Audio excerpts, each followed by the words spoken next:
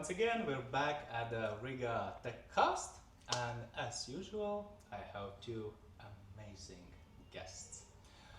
I'll let them tell about themselves, by themselves, as usual, but as we Latvians typically do, ladies first, and then Egija. A lot of people know you, and then I'm sorry, there are people who do not know you. Still, Definitely. A few exist. So maybe just to get us started, what do you do? Where do you come from? Who you are? Just briefly. We'll get into details a bit later. Hello, everyone. So my name is Egija Gailuma. I come from startup world. So I was in the very beginning of car sharing evolution here in Latvia. I was one of the first persons who brought in City Latvia. That I think was the beginning how people got to recognize me. And then after that, I founded my own car sharing company together with business partners, which was OX Drive, based on Tesla, also Audi e-trons. We had some Porsche Taycans. After that, I had a very extensive also entrepreneurship journey, but now I ended up in energy sector. We have a company called Engycell. That company is energy technology startup, which is optimizing and managing battery energy storage systems.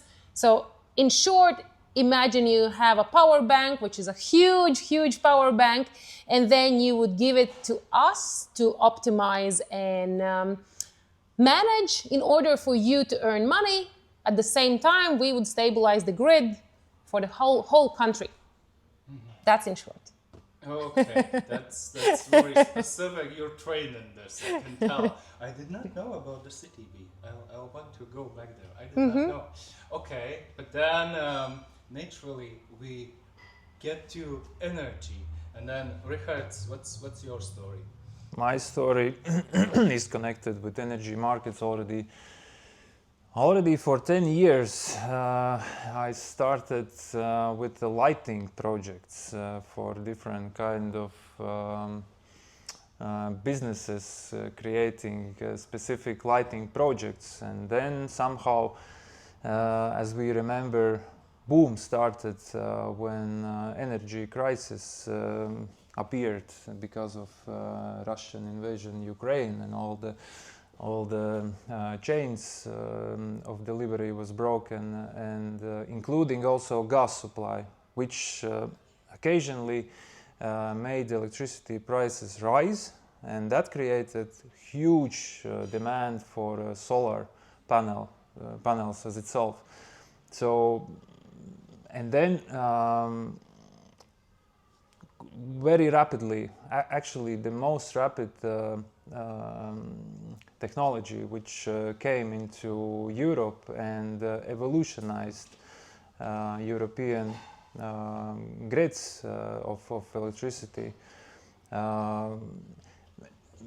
made centralized grids to decentralized electricity grids, and made this demand so high, where I was one of the leaders there, together with Enefit, Estonian-owned energy company, and therefore I started my journey with them, with this super high demand of solar panels, which after that became of also a very high demand of storage systems, and as also Egija mentioned, system which sits on top of the energy storage systems, which controls batteries. So yeah, I was there to see how actually energy system in Latvia and also in Europe evolutionized from centralized to decentralized, and now I'm leader of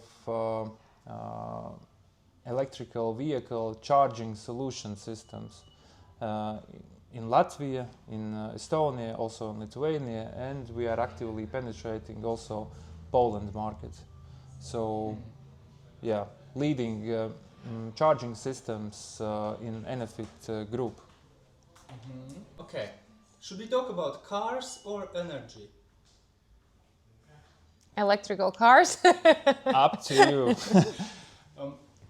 This definitely is not my area of expertise. I'm very curious, what is the challenge right now? What is the problem? What, you're trying to solve, and Enefit, you're business partners, right? You go. Sometimes we compete, sometimes we do projects Sometimes together. you cooperate, sometimes No, I you think that we compete. don't compete. Well, actually, yeah. Currently, we don't. Yeah. And currently you don't. Yeah. Yeah. So what is the problem in energy, or maybe it's in EVs, what you are trying to solve for us people who are not experts on the subject? I would say, as mentioned previously, that if we compare how energy sector was built previously and how it's built now, so there's this huge difference that previously it was centralized. So power generation came from one huge power plant, let's say some kind of CHP, which like internal combustion power plant, like TETS in or HES, where electricity is generated from one source. Now it's very different. Now it's electricity generates everyone, like including maybe you, I don't know, but at least 20,000 homes in Latvia on the roofs carries their solar panels, and this power generation is very unstable. So sometimes it generates, sometimes it's not. But in electricity business, there's no actual possible way how to store huge amounts of electricity, and therefore demand and supply must be always on the same level. And if those demand and supply somehow differs, it creates for consumers or also for electricity providers a difference, and this difference costs for example for Enefit as electricity producer, if we forecast that consumer will not consume as that much as we forecasted, it will cost for us. And this cost actually is opportunity for somebody else. For example, for storage owners who can fill this gap with either production or consumption, and this is how the grid is stabilized. And like Engycell can provide solution how to each and all participants of who is connected to grids with their storage system can actually earn money. And that's not the only way. Storage is the most convenient way how to fill this gap. There is also ways how to fill it with the EV charging. Let's say you can, if there is a gap that consumption is too low, there is too much production, sun is shining, wind is blowing, production is like demand, supply is too high. It means that it will push electricity price so low that it can create again demand for electricity demand with EV charging. If electricity is low, then I'm interested to charge. So these several technologies can be combined, and one to each other makes synergies. And like from previous times when there was one huge supplier, one huge consumer. Now, sir, there's so many different ways how to consume and produce and also stabilize the system. Okay, and then what is Engycell's angle? How is it different from other? You explain better than me. Well, the question is who other? If, for example, Enefit, so we actually can partner up. They are the producer, they are the electricity provider, but we come in, as Rihards mentioned, that when there's this disparity, this difference, you need storage systems because storage systems can react the fastest. They can go both directions. They can discharge, they can charge. And then if you, as a business owner or as an individual, you buy the storage system, you cannot really on your own participate in this market and, for example, provide this charge or discharge. You have to acquire licenses, you have to build out the infrastructure, you have to understand how to actually do this trading part, this management part. So that's where we come in. We basically act as this intermediary between the high voltage grid operator of Latvia, Augstsprieguma tīkls, and the actual storage system owner. So we take full control over your batteries, and then we provide it to discharge or charge whenever the grid needs it. If you're asking how we differ from others, then yeah, the question is who are others? What do you mean by others? Okay, so you're saying that there are no other such type of solution providers, at least. If you mean aggregators like storage system optimizers? Yeah. Well, there are, yeah, of course, there are others as well, yeah. Okay, but then your angle is, how are you unique in this? Well, that's a question, hard to answer. Okay. It's like we all do have our own algorithms. I haven't seen their algorithms, so I cannot judge whether their algorithm is better or no. Each of us have their own infrastructure, how we have built it out. For example, we have full VPP, virtual power plant, which means we can combine batteries that are not round numbers because TSO, the Augstsprieguma tīkls, one step is 1 megawatt.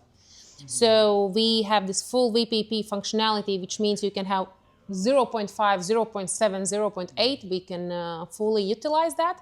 So that is one thing. And then, of course, we can go into the agreements, for example. What are the differences in the agreements? How flexible it is? So that's why it's hard to answer because there are so many these little details of how we differ among all the competition that, yeah, it's more up to people that usually the ones who own the batteries, they just go to all the providers, they talk to them, understand the agreement differences, and then they choose. Mm-hmm. Okay. I'm a software guy. I build systems. What about you? In this world, is it typical to buy some big platform and run on top of it? I'm pretty sure that you have a custom solution. I kind of believe that. What's the situation in energy sector? Who are building by ourselves? What's your story? I think that everybody is building their own system. We have our in-house created software system, infrastructure, trading algorithms. Everything is in-house built. Mm-hmm. And I think Enefit has the same, that they have their own in-house built system. So I think it's very rare that somebody in energy is using some third-party solutions. I think one is because of the regulation and security. Another thing is because of the very small details that you need to do with that software, that if you take I would imagine if you take some third-party solution, you would have and need a lot of customizations for it. And then again, it's such a heavy system that if you rely on somebody else, then you're no longer that flexible. If something changes in the market, you are not flexible at all because, yeah, I would really characterize it as a very heavy system in energy.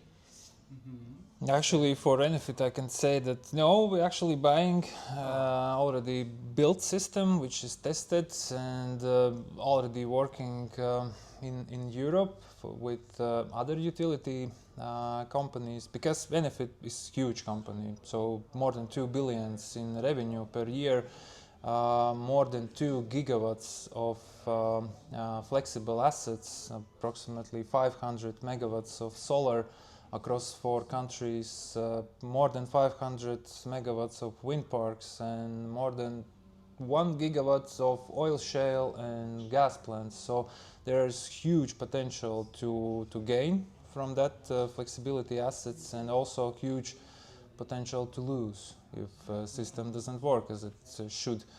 So yeah, we are buying and testing and implementing already like built and licensed system. But for example, for for the charging solutions. I can say that yes, we are building our own system, like we are building our own app, and in this segment we see that at the moment we didn't found such a system which provides for us all the necessary like features what we are looking for. And yeah, we invested quite a lot of time, approximately a year, and soon, I hope in the mid of August, this new app will be released, which will offer a lot of nice features for charging customers, which will help to plan their road trips. Will throw sometimes some push notifications will suggest that, hey, there's a nice charger somewhere near, and especially with a good price on specific hours, maybe you're interested in, like that kind of features will be available soon. Yeah. Okay. All right. So the last question to you. Well, just about a year ago, the energy business was kind of. I met a few sad people who said, "Well, a few dreams have crushed. It's not what we anticipated." Something like a year ago. It wasn't that pretty, as I remember. Depends with whom do you talk, I assume. What is? I assume solar panels. Maybe, but there are those guys also today somewhere. Price in general as Yeah. well. Yeah. And then the question to you both is: so, what do you say? The energy. Now, being a founder in energy business and energy ecosystem, which side is it? Like everything's busy, but better look for something else, or this is the big blue ocean? There's so many opportunities. Come and join. There's business enough for everyone. How do you look at it? Well, I think it's not a classic type of business, which would be, selling chewing gum or selling something like B2B service. This is a little bit different because it really depends. If you're talking about build more solar parks, then tricky, very tricky, in general with renewables, but at the same time we need them.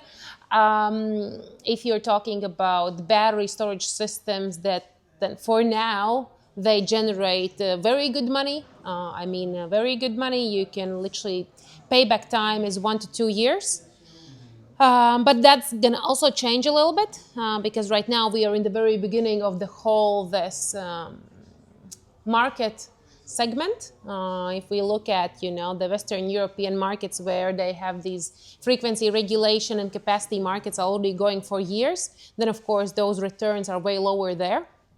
But of course, I would incentivize people to just check if they have, land plots, if they have some industrial sites where they can get a connection point, because it's all about the connection point. If you cannot get a connection of whatever, 2 megawatts, 1 megawatt, 5 megawatts, 10 megawatts, then of course it's not an option for you. Mm-hmm. If you can get, let's say you have a manufacturing facility, you have availability of 2 megawatts and it's really cheap to actually build it out, why not? Cool, go ahead.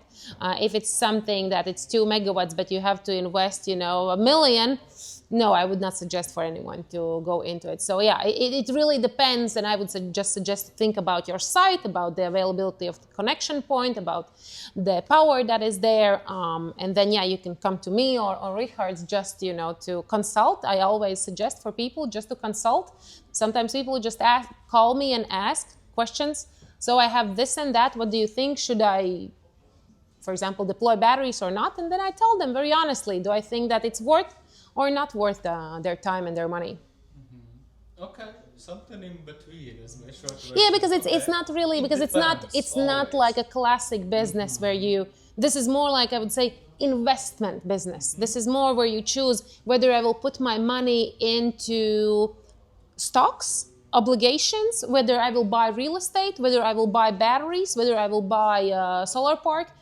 It's more like an investment instead of business. Business more would be should you build something like we have built? That would be, more this like perspective, business perspective. In that case, sure, go ahead, but it will take for you approximately 2 years to get to our point, which might be too late. So so that's why, I mean, if it's energy, like, assets, it's more like where do you deploy your hard-earned money into which investment, this category. That's why it's a little bit different. Yeah, okay, we heard that. Book a consultation with Egija. and Rihards, your take? I heard this from you, Egija, this keyword, what I think is actually key for energy sector. These are investments, and in energy sector, all about investments. So this is super heavy, capital intense sector. So every movement is not like hundreds of euros. These are not even thousands. These are at least 100,000 of euros, or that's even cheap. 100,000. That's a small project. Usually these are millions. I would say maybe 10 or 50 millions.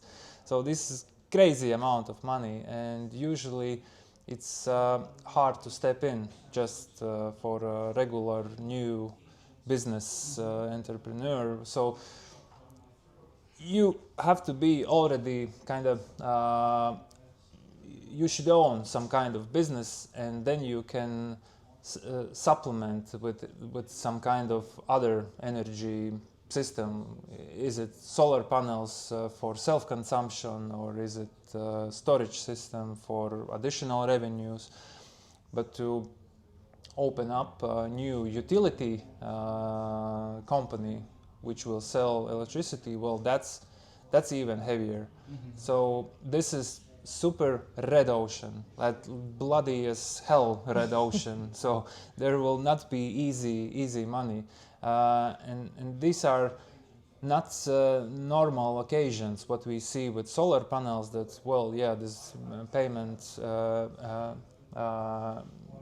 back payment is like very short, couple of years, and now with the storage system, this is also very unnormal occasion, which is I don't know for how long it will be so, but yeah, I guess also for a couple of years this is opportunity, but of course this cannot be forever like this, and usually in energy sector the profit percentage is somewhere like 2, maybe 6%, not more. Normally it's about 3%. So, and then you start to think, so where do I put my €1,000,000, and do I want to earn 3%? So yeah.